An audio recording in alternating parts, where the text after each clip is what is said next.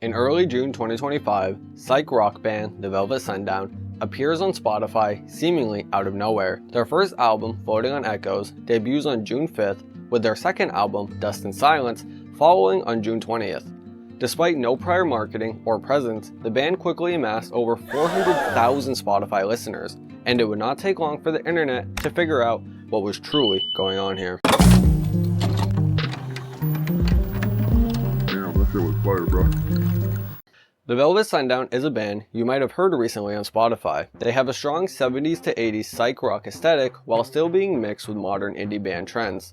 The band's bio claims it's composed of 4 members: Gabe Farrell on vocals, Lenny West on guitar, Milo Raines on the synth, and Orion Rio Del Mar on the drums. However, when fans would eventually go to research their new favorite band, they found out these names have no online presence anywhere. Pretty odd, huh? Things would not get any better for the band when on June 27th, 2025, Velvet Sundown created an Instagram account posting highly stylized photos that bear the unmistakable hallmarks of AI generation. Images include recreation of famous album covers like Abbey Road, but with that uncanny, almost plastic-like quality, you know?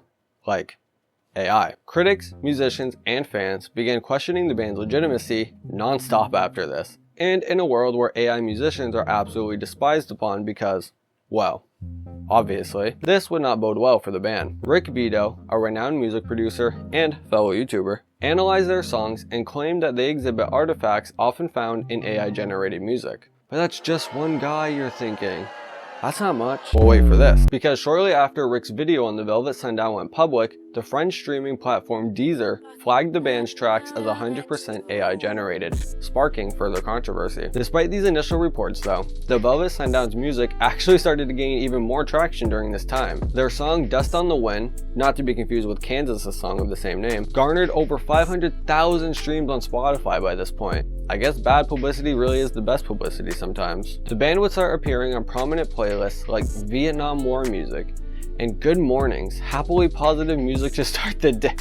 Who the fuck is listening to these, man? On June 29, 2025, a Twitter account claiming to represent the Velvet Sundown posted a defensive thread asserting the band's authenticity, with posts like, "We are a real band.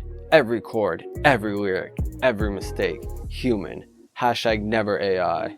The post accuses the skeptics of being unwilling to believe that an unknown band could achieve success outside the sanitized indie media echo chamber.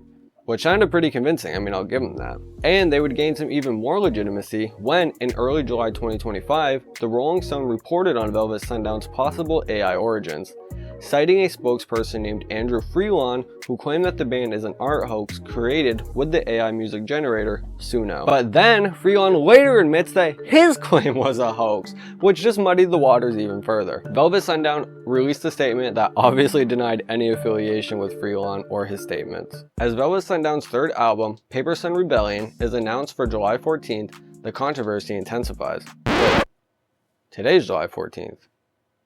Get fucked, AI. Critics accuse major streaming platforms, especially Spotify, of enabling AI-generated ghost bands to dominate playlists, reducing royalties for real artists. Christian Heronimus, a musician from the band Velvet Meadow, expressed frustrations noting similarities between his band and Velvet Sundown, including their genre and the uncanny resemblance of one of Velvet Sundown's AI-generated members to his younger self. Pretty weird stuff, man. Seems like kind of like a super fan, stalker type thing. Industry leaders weigh in.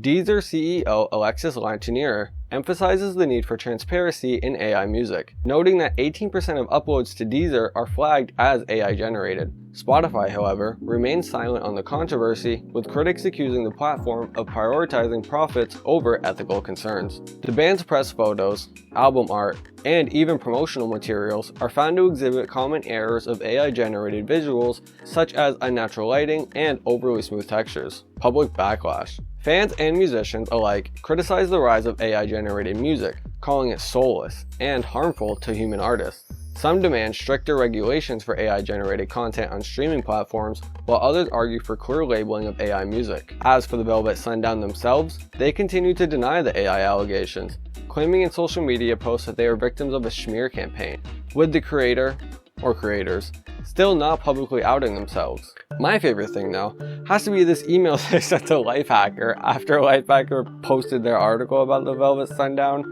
in which they literally try to describe their band as a multidisciplinary artistic project blending music, analog aesthetics, and speculative storytelling. Yeah, seriously. Amid mounting scrutiny, streaming platforms began taking action. Deezer announces it will label all flagged AI-generated music, ensuring users are informed about its origins. Spotify faces growing pressures to follow suit, but remains silent on the matter.